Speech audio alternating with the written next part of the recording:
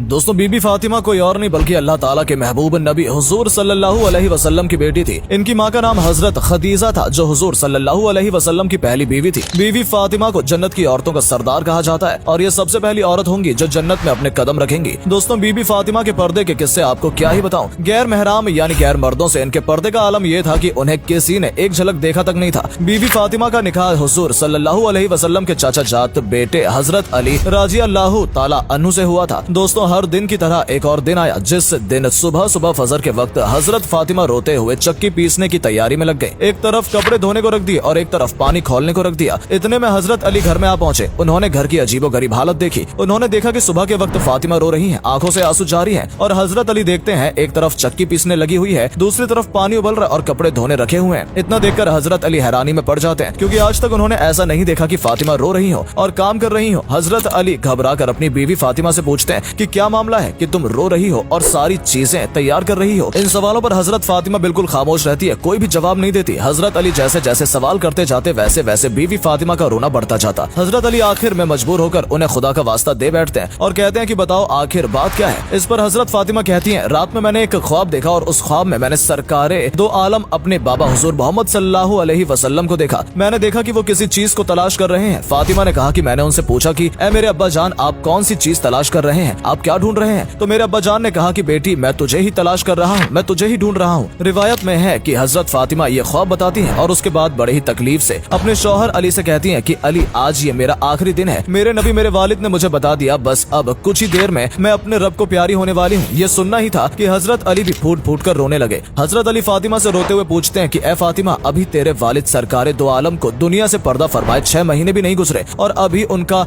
गम ही सीने पर भारी है। तू ही बता कि तेरे जाने का बोझ मैं कैसे उठाऊंगा, मैं कैसे बर्दाश्त कर पाऊंगा तेरा गम। हजरत फातिमा ने कहा कि ए अली जैसे तुमने वालिद हजरत मोहम्मद सल्लल्लाहु अलैहि वसल्लम की वफात पे सब्र कर लिया था बस वैसे ही मेरे भी रुखसत होने पर खुद पे काबू कर लेना, वैसे ही सब्र कर लेना। दोस्तों इसके बाद धीरे धीरे हजरत फातिमा की तबीयत और बिगड़ने लगी, उन्हें बुखार चढ़ने लगा। वो चक्की पीस रही थी तो हजरत अली ने उनका हाथ पकड़ लिया और कहा कि बस करो आज तुम्हारा आखिरी दिन है, तुम हम सबको छोड़कर दुनिया से पर्दा करने वाली हो। ये चक्की पीसने, ये कपड़ा धोने, ये पानी गर्म करना, ये सब तकलीफ क्यों उठा रही हो। इस पे फातिमा रोने लगती है और कहती है कि मुझे तुम्हारा भी हक अदा करना है और मुझे मेरे बेटे हसन और हुसैन का भी हक अदा करना है। मैं दुनिया से चली जाऊंगी तो मैं चाहती हूँ कि मैं अपने आखिरी काम करते जाऊँ, मैं चक्की पीस कर जाऊँ, कपड़े धुल कर जाऊँ, अपने बच्चों को नहला कर जाऊँ ताकि मेरे इंतकाल के बाद तुम्हें किसी के सामने हाथ न फैलाने पड़े। रियावत में है कि हजरत अली फातिमा को खड़ा करते हैं और दोनों रो रहे होते हैं। इतने में दोनों बच्चे हसन और हुसैन आ जाते हैं। मेरे दोस्तों जरा सोचो उस माँ बाप पर क्या गुजर रही होगी जैसे इस बात का पहले से पता है कि ये उसके सामने उसके बच्चे की आखिरी झलक है। अब आज के बाद वो अपने बच्चों को दोबारा न देख सकेगी। हजरत फातिमा अपने दोनों बच्चों को सीने से लगा लेती है। हजरत अली को रोता देख, हजरत फातिमा को रोता देख उन दोनों बच्चों को रहा नहीं गया और वो भी रोने लगे। रोते हुए दोनों बच्चों ने अपनी माँ से पूछा कि आप क्यों रो रही हैं। अपने अब्बा को रोता देख उनसे भी पूछा कि आप क्यों रो रहे हैं। अली ने कोई जवाब नहीं दिया, फातिमा ने भी कोई जवाब नहीं दिया। बस फातिमा ने अपने दोनों बच्चों को इशारा किया कि तुम दोनों मेरे वालिद अपने नाना हुजूर मोहम्मद सल्लल्लाहु अलैहि वसल्लम के कब्र पर ले जाओ। ये सुनते ही फौरन दोनों बच्चों ने माँ की बातों का मान रखा और कब्र पे चले गए। दोस्तों जैसे वो मासूम और हकीकत से अनजान बच्चे अपनी माँ को छोड़कर कब्र पे पहुंचे, जैसे ही कब्र पे जाकर खड़े हुए कब्र के अंदर से मेरे नबी की आवाज उनके कानों में पड़ गई। नबी ने कहा कि ए मेरे नवासों तुम अपनी माँ के पास चले जाओ, मेरे पास तो तुम बाद में भी आ सकते हो लेकिन आज आखिरी दिन है, इसके बाद तुम्हें अपनी माँ का चेहरा नजर नहीं आएगा। ये सुनना ही था कि दोनों मासूम बच्चे रोते हुए दौड़ते दौड़ते घर पर आ पहुंचे और देखा कि माँ भी रो रही है, बाप भी रो रहा है तो सीधे आकर माँ को गले लगा लेते हैं। धीरे धीरे वक्त गुजरकर शाम को आ पहुंचा। हजरत फातिमा का बुखार और बढ़ जाता और अब उन्हें एहसास होने लगा था कि अब उनका वक्त बिल्कुल करीब है। हजरत फातिमा का बुखार अपने जोर पर था, बिस्तर पर लेटी हुई थी। तब वो अपने शौहर हजरत अली राजी अल्लाह ताला अन्हु को करीब में बैठाती हैं और कहती हैं कि मैं 3 बातें तुम्हारे सामने रखती हूँ। पहली बात वो हजरत अली से कहती हैं कि मुझे मालूम नहीं कि तुम्हारे निकाह में आने के बाद मेरी वजह से तुम्हें कितनी तकलीफें हुई हैं, तुम्हें कितनी ही मुश्किलों का सामना करना पड़ा होगा। वो अपने शौहर से दरख्वास्त करती हैं कि अल्लाह के वास्ते मुझे मेरी वफात से पहले माफ कर दे ताकि कयामत के वक्त मुझे मेरे नबी के सामने रुस्वा न होना पड़े, मुझे मेरे वालिद के सामने जलील न होना पड़े। इस पर अली की चीखें निकली और रोते हुए फातिमा के सर पे हाथ फेरा कि तू गम मत कर, तू नबी की बेटी है और माफी तो मुझे मांगनी चाहिए कि मैं तेरा हक अदा नहीं कर सका। अली एक लंबी सांस लेते हैं और फिर कहते हैं कि मुझे मालूम है कि जब से तुम मेरे निकाह में आई हो तुम्हें 2 वक्त की रोटी भी नसीब नहीं हुई है। इतने में हजरत फातिमा अपनी दूसरी बात बोल पड़ती हैं कि ए मेरे शौहर मेरे बाद तुम्हें जिस भी औरत से निकाह करना हो कर लेना। उसके बाद अपने प्यारे बच्चों की तरफ निगाह करके कहती हैं कि अली चाहे जिससे निकाह करना लेकिन एक रात मेरे बच्चों के साथ भी गुजारना क्योंकि ये अभी बहुत छोटे और मासूम हैं, ये अपना अच्छा बुरा वक्त नहीं समझ सकते। जब ये बालिग हो जाए तो उन्हें अल्लाह के हवाले कर देना। अब तीसरी बात दोस्तों बीबी फातिमा की ये थी कि हजरत फातिमा फरमाती हैं, ऐ मेरे शौहर अली, जब मेरा इंतकाल हो जाए तो किसी को न बुलाना। इस बात पे हजरत अली हैरान होकर पूछने लगते हैं कि फातिमा आखिर ऐसा क्यों, मैं नबी की बेटी के जनाजे में आखिर क्यों किसी को न बुलाऊं। तब हजरत फातिमा रोने लगती हैं और कहती हैं कि मेरे नबी ने मुझसे कहा था कि बेटी पर्दे में रहना, मैंने अपने वालिद की बात को पूरा कर लिया, पूरी जिंदगी में किसी मर्द ने मेरे बदन को नहीं देखा, और अली मैं चाहती हूँ कि मेरे मरने के बाद कोई मेरे बदन को ना देखे। इसके बाद जहरा फातिमा ने बस कुछ आखिरी अल्फाज अपनी जबान से बयान किए। उन्होंने कहा कि ए अली, आज मैंने रोजा रखा है। तो हजरत अली ने जब वजह पूछी तो फातिमा ने फरमाया कि मेरे वालिद और अल्लाह के नबी ने ख्वाब में मुझसे कहा था कि बेटी सहरी अली के दस्तरखान पे कर लेना और इंशाअल्लाह इफ्तार यहाँ मेरे दस्तरखान पर होगा। बस ये जुमला कहते ही कलमा पढ़ते हुए हजरत जहरा फातिमा जन्नत की औरतों की सरदार दुनिया से पर्दा कर लेती है। जैसे कि फातिमा ने कहा था कि रात में मेरा जनाजा उठेगा ताकि किसी को पता न चले, तो हजरत अली अपने बेटों के साथ और हजरत अबूजर दिफारी रजी अल्लाह ताला अन्हु के कंधा दिया। ये हजरत अबूजर वो था जिसे अल्लाह ने खासकर कंधा देने के लिए भेजा था। दोस्तों, हजरत फातिमा के आखिरी पल हम सबके लिए सबक था। दोस्तों, जब फातिमा को कब्र के अंदर उतारा जाने लगा तो हजरत अबूजार से हसन, हुसैन और